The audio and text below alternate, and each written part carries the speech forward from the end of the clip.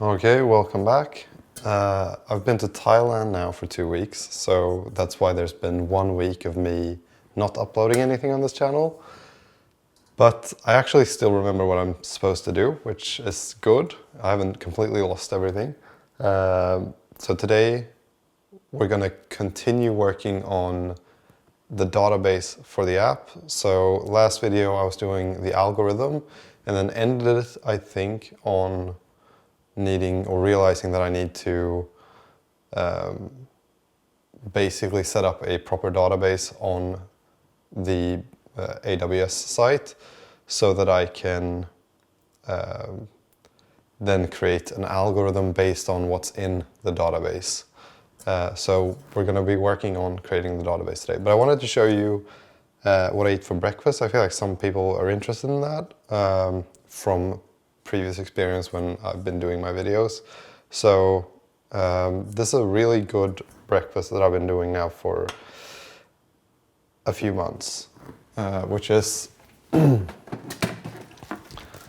take 2 deciliters of oats, or 1.5, I mean.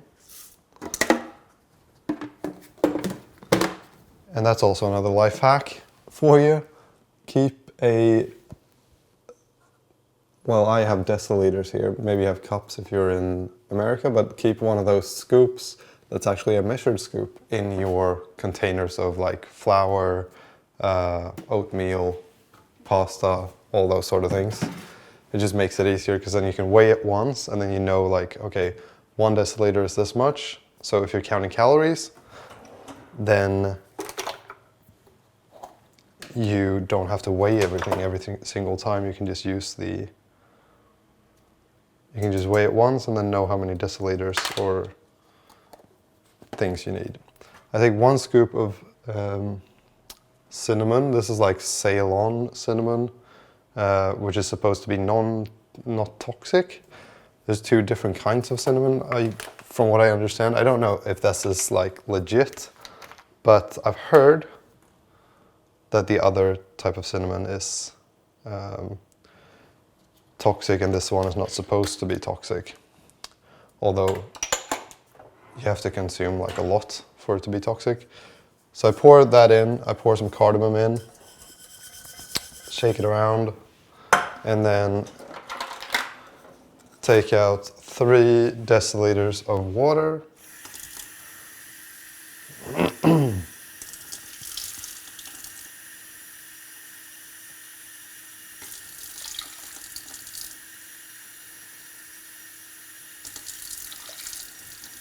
So that's double the amount of water.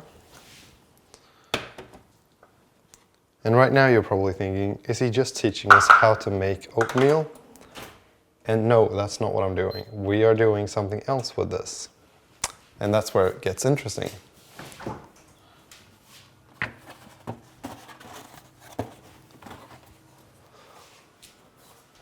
Eggs. So if you crack a few eggs, like what I do is I start just boiling this until it gets like somewhat solid. And once it's solid, I will pour in as many eggs as I want, up to about 5 eggs I've done at the most. But I feel like really 3 eggs is what's, like beyond 3 eggs it doesn't taste that as good. But if you do 3 eggs, then you don't really notice the eggs.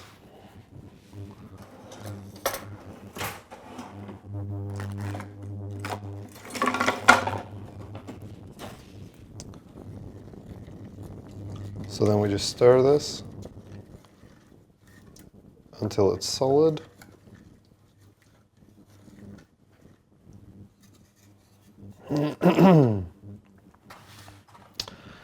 And I actually bought this shirt in Thailand at like a second-hand shop. And I really like the print on it. But I think it's pretty funny that it says Bali on the back. So I think it's like some backpacker probably had too much stuff in their bag and then had to get rid of something, so they left this shirt that they bought in Bali in a second-hand shop in Thailand.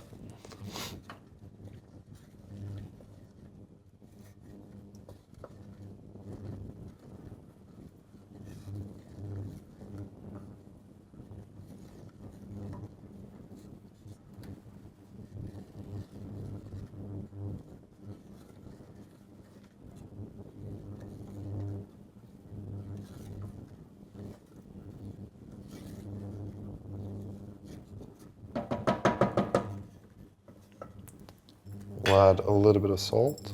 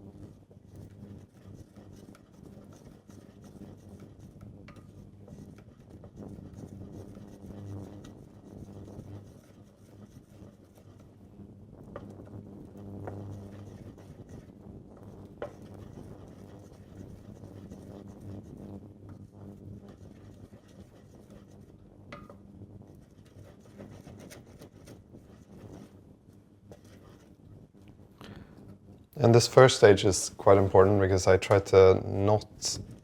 I don't like it when it's too soggy. So what I'm trying to do here before I add the eggs is just make it as solid as I can. Or almost. Try to get it pretty solid. And then when you pour in the eggs, it gets really soggy again, I guess. This is the best word.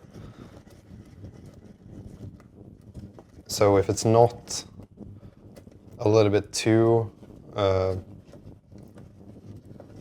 dry, I guess, at this stage, then you won't really get it. I feel like it's difficult to get it to the right stage in the second part when you add the eggs.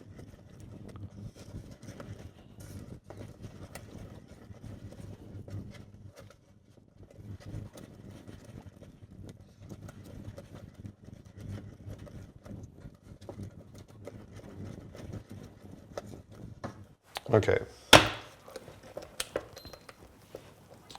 So, show you. This is about what it looks like now. And then we'll just let it cool a little bit.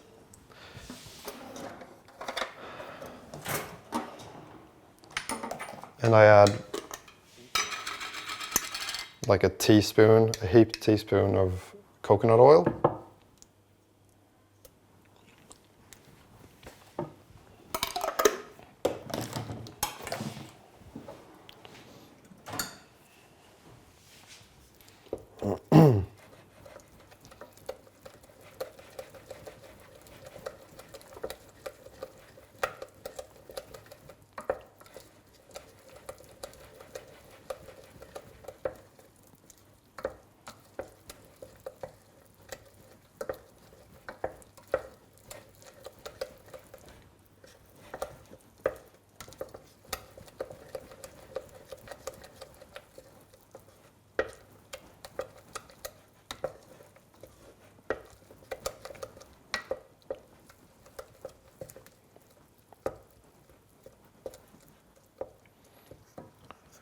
All right, I think that's enough. And then I just crack 3 eggs, whole eggs, just straight in.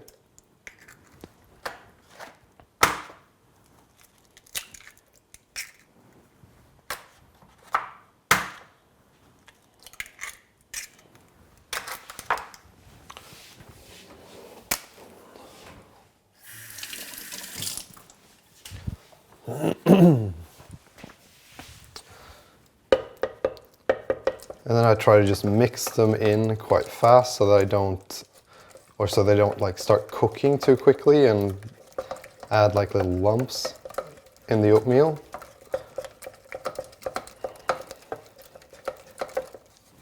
Because I don't really like the idea of feeling the texture of the eggs as I'm eating the oatmeal.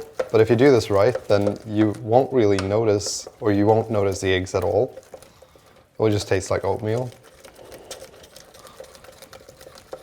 But you'll get the protein and all the good stuff from the eggs.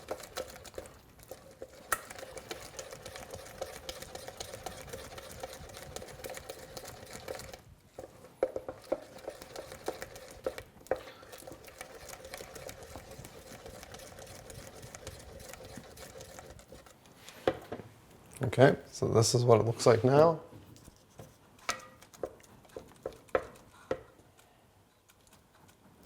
A little bit yellow. And then we just put it back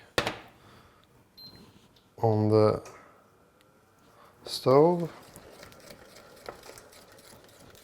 And then I just try to stir it like pretty intensely until it starts to boil and it gets to the right texture.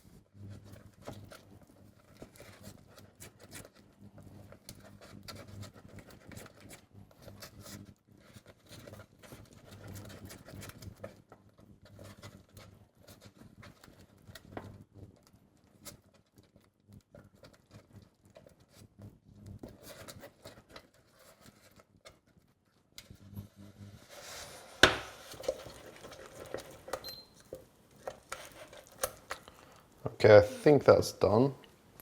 I feel like the texture didn't quite end up the way that I wanted.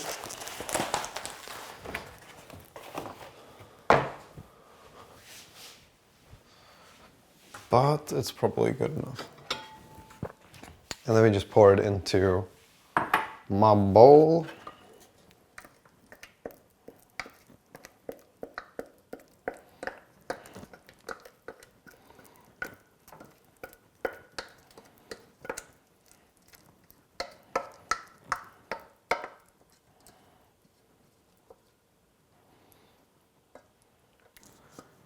And then the trick is cold water into the pot.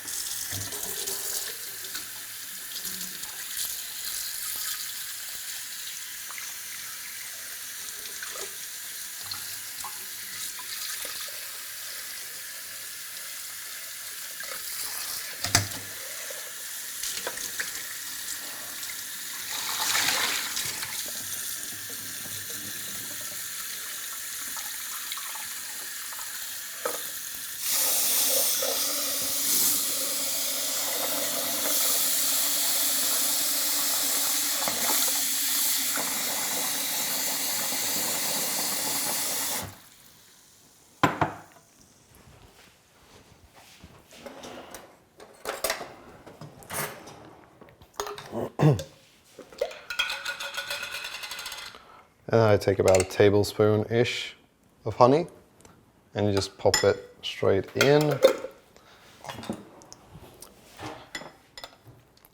And stir it around.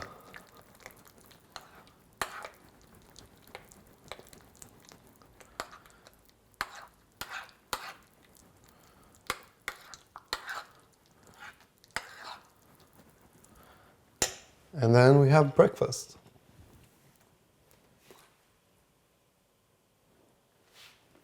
Looks like regular oats or oatmeal. Tastes like regular oatmeal, almost. Feel like the coconut oil and I feel like the eggs add something, but you don't want too many. So I mean, I'm super happy about this breakfast. So that was Cooking with Cal. Welcome back next week.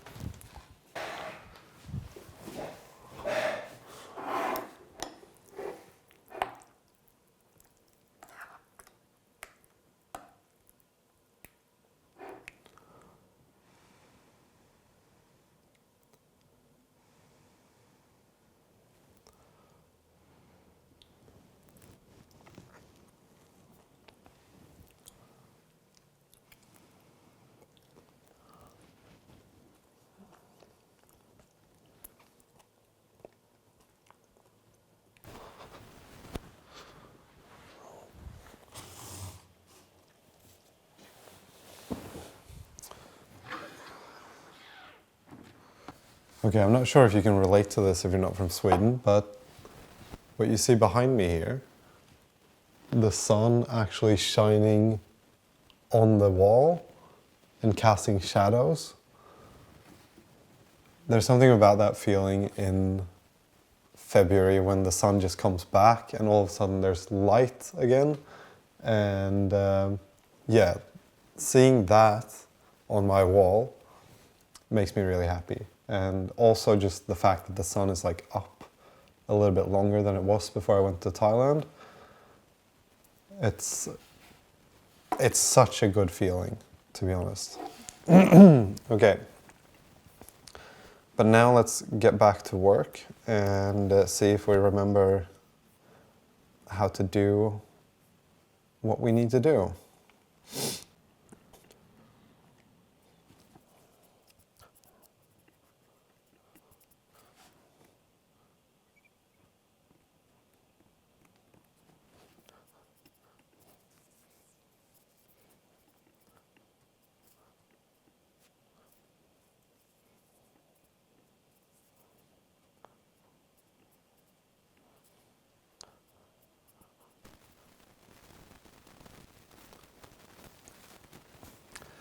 It's actually really good that I created this like to-do list before leaving, because now I can kind of refresh my memory of like what do we need to do.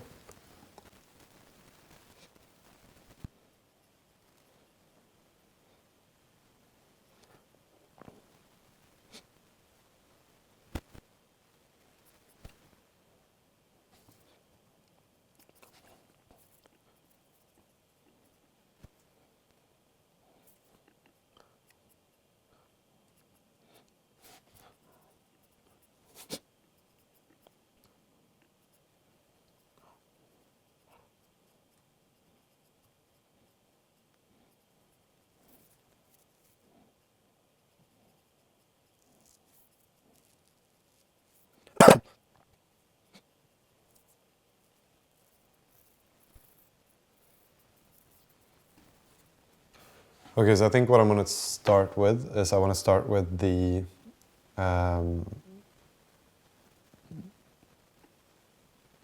list of likes, because that's going to be very similar to what they have in the example app, which is just a list of to-dos. But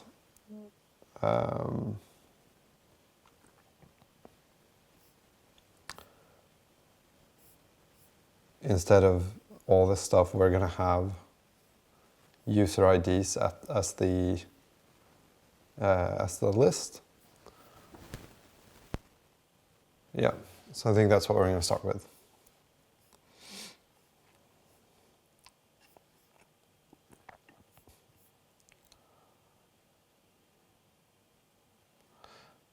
I want to test something, so I want to test copying this whole page, sending it to ChatGPT, and then seeing if ChatGPT can write the code that I need in order to be able to create a new or a list for a user with user IDs.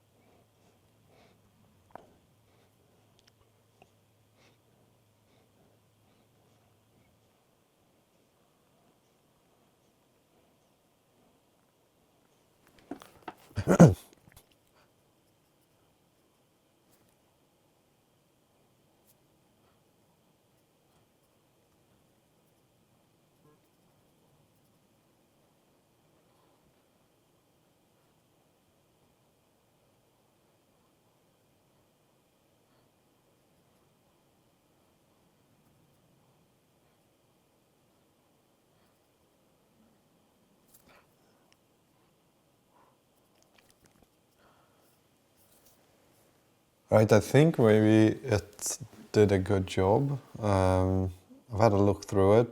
The only thing is, so it basically created this, which is a user model with all of this stuff. This isn't really that difficult, and it's just by writing into ChatGPT, I don't have to do it myself.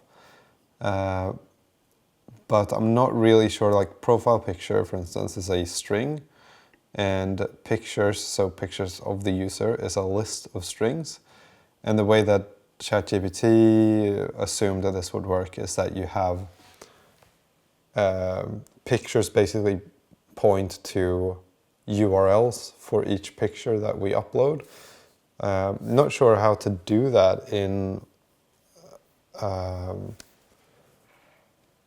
AWS, or how they do it, how they deal with it. Maybe it's something where we have to have a page where we upload a picture, and that picture gets uploaded to AWS, and then we get back a URL, and then we can store that URL in our user model. That might be the way. Or there's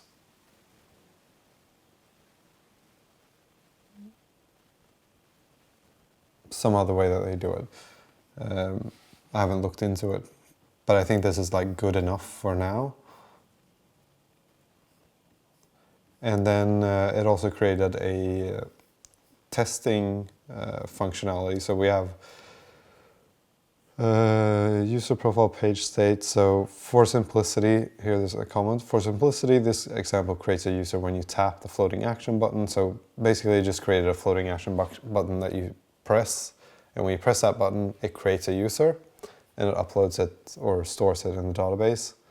And here is the method that creates the user, which is also really good because this is stuff that I would have had to write, which isn't like it. This really is not difficult to write. It's just repetitive and boring. So it's a good thing that ChatGPT can do it. So now the question is, does this work? So we'll copy it. I think we can just copy it and replace what we have.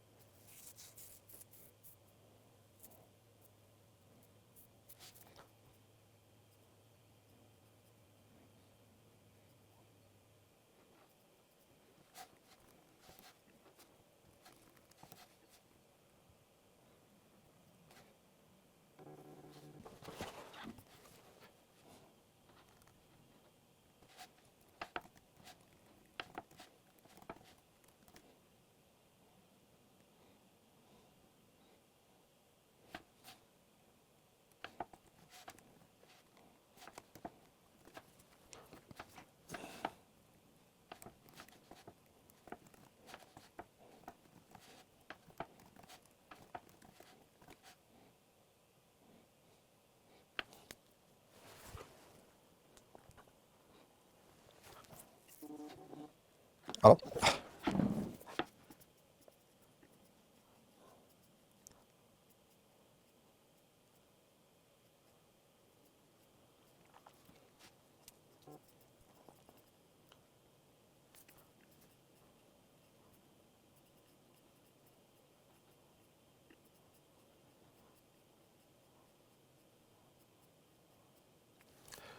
Okay, so I've been struggling with this a little bit. ChatGPT creates this whole thing that you can see here. And it creates this relationship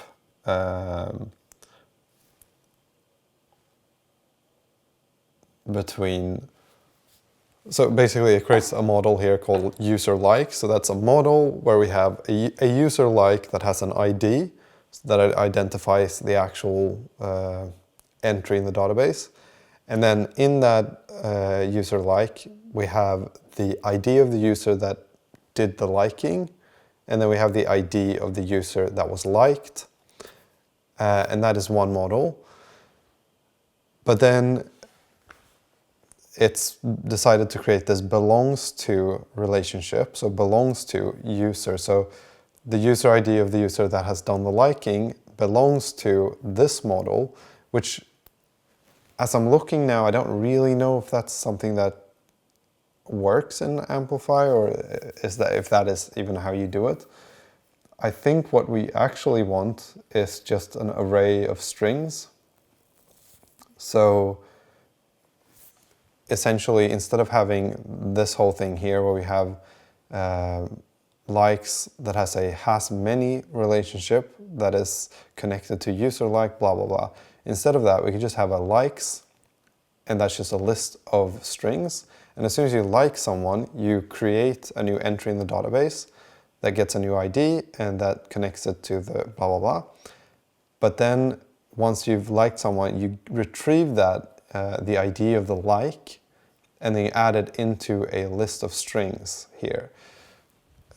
I feel like sometimes these things with code is just so difficult to explain in a way that's clear and understandable. But maybe that makes sense.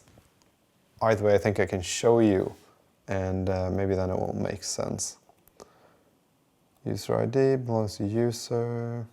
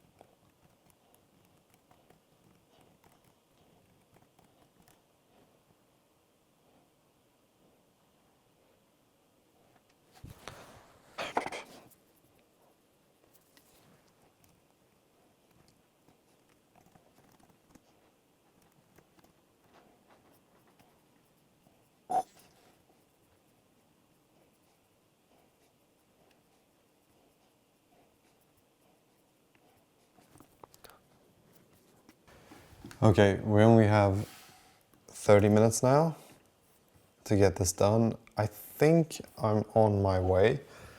I'm really struggling with the relationships in the database, just trying to set that all up. I'm not really sure if this is now correct, or really what I'm doing, to be honest.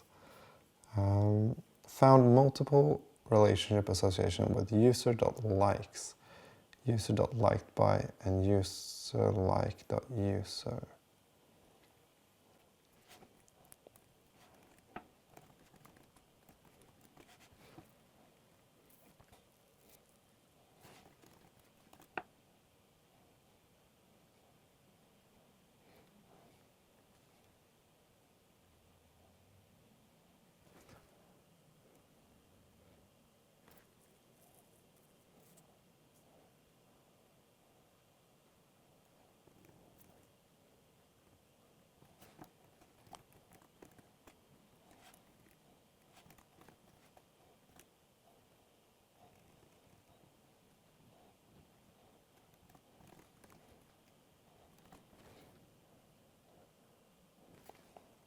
Okay, I think I've solved it now. So what we're going to have is we're going to have user likes is what we're going to call it. And this is going to be all the likes that the user has.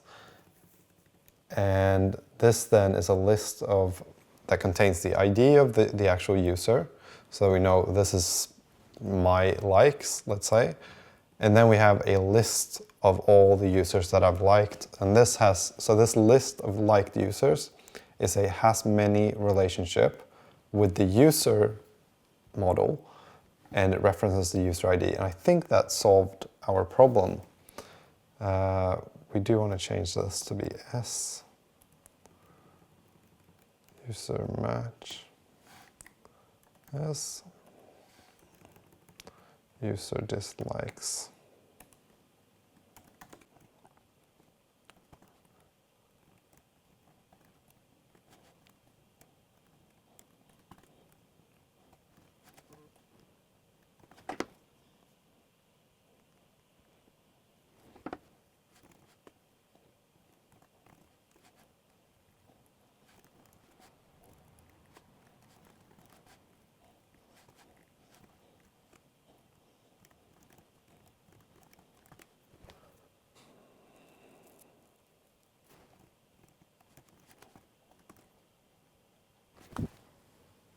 Okay, I think it worked. I think we have the... Yeah, I think it actually worked, finally.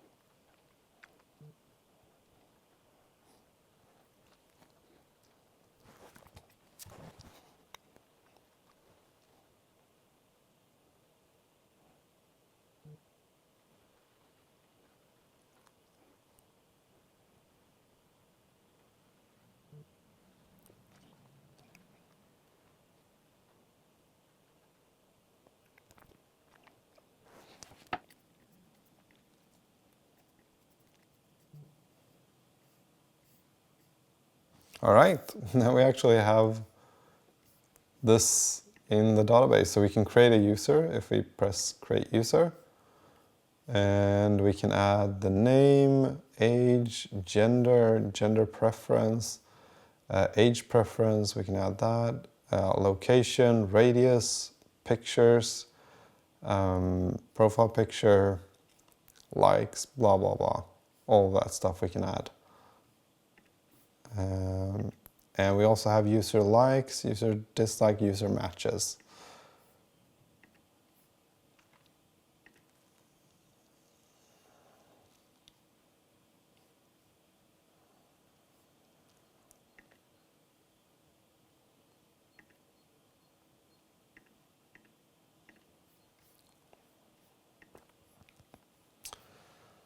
Okay, so that's really good, and I'm gonna call it a day there. We achieved what we wanted. Now tomorrow, what are we gonna do in the next video?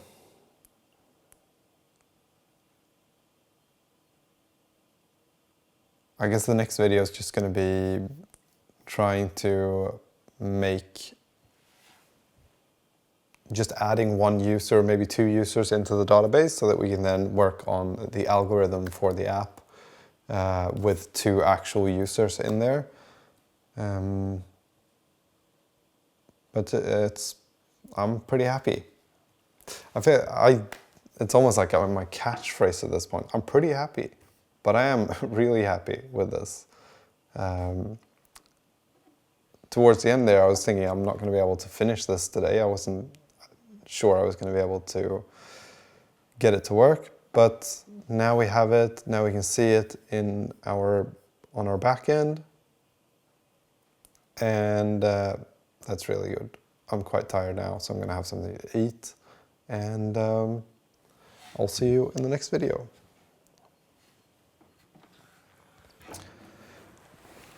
Actually, I just remembered, maybe I should say this.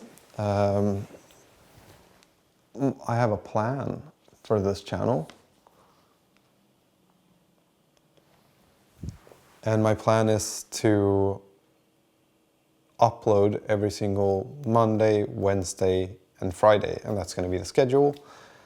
And yeah, the whole idea with this, I'm basically doing like a Sam Sulek version of, or like the Sam Sulek of programming is the idea. People seem to like it when it comes to that sort of content. So I think maybe some people will like it when it comes to programming as well. Maybe not. Maybe I'm not as entertaining as he is, but either way, I hope you enjoyed this video and I hope I'll see you in the next one on Wednesday.